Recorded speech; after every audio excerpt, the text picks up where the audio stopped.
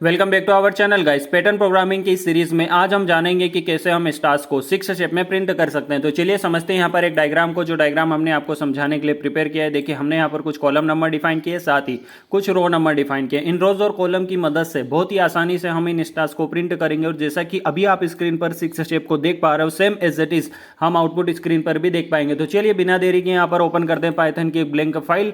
और ये जो डायग्राम हमने आपको समझाने के लिए प्रिपेयर किया है ना, इस डायग्राम को हम डाउन साइड ओपन कर लेंगे, ताकि जब ऊपर हम यहां पर कोडिंग करेंगे तो आपको डायग्राम अच्छे से विजिबल होना चाहिए, ताकि आपको प्रॉपर पता रहे कि कौन सा स्टार्स को प्रिंट करने के लिए करंट क्वेश्चन में हमने कौन सी कंडीशन का यूज किया है। अब बात करते हैं यहां पर रोज और कॉलम को प्रिंट करने की। तो उसके लिए हम यहां पर फॉर लूप का यूज कर सकते हैं। तो मैं यहां पर लिख देता हूं for row in range function. अब आप बोलोगे सर यहाँ पर ये रेंज फंक्शन का यूज क्यों करना है। देखिए बेसिकली रेंज फंक्शन का काम यहाँ पर है आपके फॉर लूप को चलाने का। फॉर एग्जांपल अगर मैं यहाँ पर लिख देता हूँ 100, तो ये रेंज फंक्शन क्या करेगा, आपके फॉर लूप को 100 टाइम्स तक चलने की परमिशन देता है। किसके ऊपर, रोज के ऊपर। लेकिन करंट क्वेश्चन में हमारे पास रोज की इतनी वैल्यू नहीं है, तो जो रोज की वैल्यू है ना वो है 0 to 6। तो हमें यहाँ पर उसके लिए 7 को मेंशन करना होगा। अब ऐसा क्यों किया, देखिए आपका जो रेंज फंक्शन है ना वो हमेशा n-1 वैल्यू तक वेरी करता है। तो अगर हमारे फॉर लूप को हमें 0 to 6 चलाना है तो हमें यहाँ पर 7 को मेंशन करना होगा।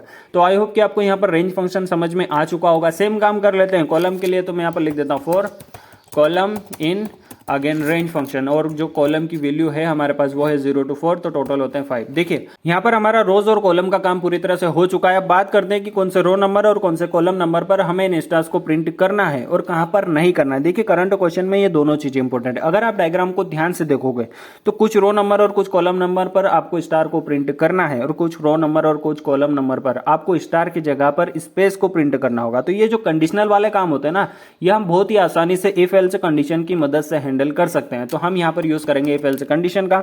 इफ कंडीशन के अंदर हम वो सारी कंडीशन मेंशन करेंगे जहां पर हमें इन स्टार्स को प्रिंट करना है, और जो बाकी का पार्ट है वो एल्स कंडीशन के अंदर हम बढ़िया से डिफाइन कर सकते हैं। तो इफ कंडीशन के अंदर 1 by 1 सारी कंडीशन हम डिफाइन कर सकते हैं।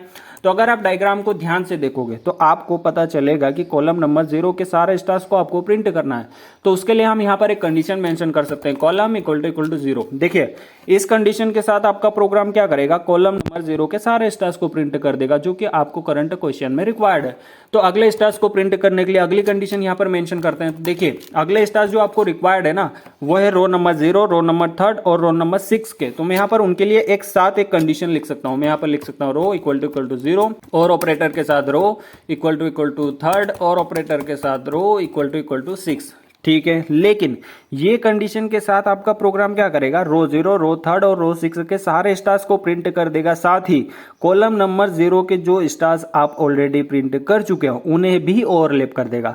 तो आपको अगर स्टार्स को ओवरलैप नहीं करना है तो यहां पर इसके साथ एक कंडीशन और ऐड करनी होगी, जिसमें आपको बताना होगा कि आप क्या करना, कॉलम 0 के स्टार्स को छोड़ देना और बाकी के सारे रो नंबर 0, रो नंबर 3 और रो नंबर 6 के स्टार्स को प्रिंट कर देना।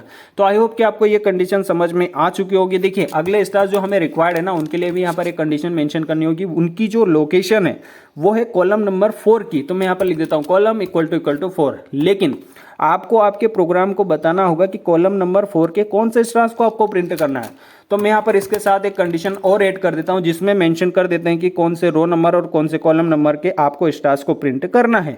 तो कॉलम नंबर 4 के आपको रो नंबर 4 और रो नंबर 5 वाले स्टार्स को प्रिंट करना है। तो मैं यहाँ पर उसके लिए लिख देता हूँ रो इक्वल टू 4 और ऑपरेटर के साथ रो इक्वल टू 5। देखिए हमारे यहाँ पर सारी कंडीशन मेंशन हो चुकी है जहां जहां पर हमें करंट क्वेश्चन में स्टार्स की रिक्वायरमेंट है। तो हमारे यहाँ पर सारी कंडीशन मेंशन हो चुकी है। अगर ये सारी कंडीशन ट्रू होती है तो आपको क्या करना है, सिंपल सी बात है, आपको यहाँ पर प्रिंट करना है। क्या प्रिंट करना है, आपको प्रिंट करना है स्टार। ठीक है, लेकिन इस प्रिंट स्टेटमेंट के साथ ही हम यहाँ पर यूज करेंगे एक एंड फंक्शन का। अब आप बोलोगे सर यहाँ पर ये एंड फंक्शन का बर्डन क्यों डाल रहे हो, फालतू में एंड फंक्शन का यूज क्यों करना है। देखिए एंड फंक्शन का यूज हम तब करते हैं जब बेसिकली हमें लाइन के एंड में कुछ भी मॉडिफाई करना चाहते हैं। फॉर एग्जांपल आप चाहते हो कि आप जो भी प्रिंट करो उसके एंड में 111 आए, तो आप यहां पर एंड फंक्शन में 111 को मेंशन कर सकते हो। मतलब एंड फंक्शन क्या करता है, लाइन के एंड में same as it is add हो जाता है। तो अब हम यहाँ पर करंट क्वेश्चन में तो कुछ ऐसा ऐड या मॉडिफाई नहीं करना चाहते, तो हम यहाँ पर एंड फंक्शन का यूज क्यों कर रहे हैं। देखिए एंड फंक्शन का यूज हम यहाँ पर इसलिए करते हैं ताकि प्रिंट स्टेटमेंट के साथ बाय डिफॉल्ट पाइथन प्रोग्रामिंग में जो आपको लाइन के एंड में कुछ स्पेसेस दिए जाते हैं, उन स्पेसेस को रिमूव करने के लिए हम यहाँ पर यूज करते हैं एंड फंक्शन का। तो आई होप कि आपको यहाँ पर एंड फंक्शन समझ में आ चुका होगा। अब देखिए हमारी यहाँ पर इफ कंडीशन पूरी तरह से कंप्लीट हो चुकी है, तो बढ़ते हैं आगे और एल्स कंडीशन को कंप्लीट करते हैं। देखिए एल्स कंडीशन में हमें ज्यादा कुछ नहीं करना है, सिंपल से हमें प्रिंट करना है एक स्पेस।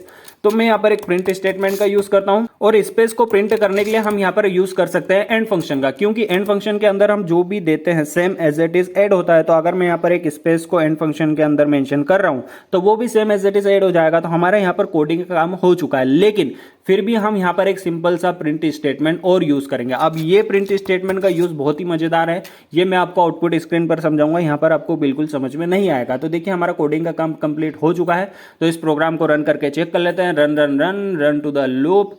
और बहुत ही बढ़िया से गाइस, जितनी कंडीशन हमने यहाँ पर मेंशन की थी उसके हिसाब से जो हमें शेप आना चाहिए वो बहुत ही बढ़िया से हमारा शेप आ चुका है। ये शेप आपको थोड़ा छोटा लग रहा होगा, तो मैं यहाँ पर इसका साइज इंक्रीज करने के लिए यहाँ पर एंड फंक्शन में कुछ स्पेसेस को ऐड करता हूँ ताकि ये साइज थोड़ा इंक्रीज हो जाए और आपको अच्छे से विजिबल हो।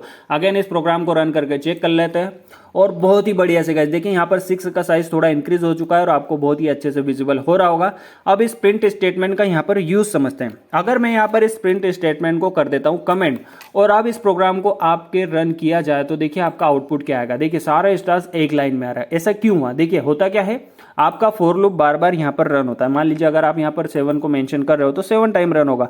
अगर आप यहाँ पर 100 को मेंशन करोगे तो आपका फॉर लूप 100 टाइम्स तक रन होगा। लेकिन बात यह है कि आपका फॉर लूप जब भी रन हो रहा है ना तो उसको एक ही लाइन मिल रही है। मतलब वो क्या कर रहा है, कुछ स्टार्स को फर्स्ट टाइम में पिक कर रहा है, देन किसी लाइन पर प्रिंट कर रहा है। सेम प्रोसेस बार बार हो रही है तो उसको एक ही लाइन मिल रही है, तो वो क्या कर रहा है, एक ही लाइन में स्टार्स को प्रिंट किए जा रहा है। तो ये प्रिंट स्टेटमेंट यहाँ पर क्या करता है, आपके फॉर लूप को एक नई लाइन देने का काम करता है, जिससे आप यहाँ पर जो भी कंडीशन मेंशन करते हो ना, उन कंडीशन के साथ आपका जो भी शेप यहाँ पर आना चाहिए वो प्रॉपर वे में आपको विजिबल होता है। तो आई होप कि आपको ये सारी कंडीशन और ये प्रिंट स्टेटमेंट का यूज यहाँ पर समझ में आ चुका होगा। अब बात करते हैं इस प्लेलिस्ट की। अगर अभी तक आपने इस प्लेलिस्ट को एक्सेस नहीं किया है तो काइंडली गाइस एक्सेस कर लीजिए। यहाँ पर आपको पैटर्न प्रोग्रामिंग से रिलेटेड बहुत सारे लेक्चर्स मिल जाएंगे, जिनसे अगर आपको पैटर्न प्रोग्रामिंग में कुछ भी डाउट है तो आप यहाँ से उन लेक्चर्स के थ्रू क्लियर कर सकते हो। तो फिलहाल मैं इस वीडियो में इतना ही। Thank you so much for watching and I will see you in next video guys.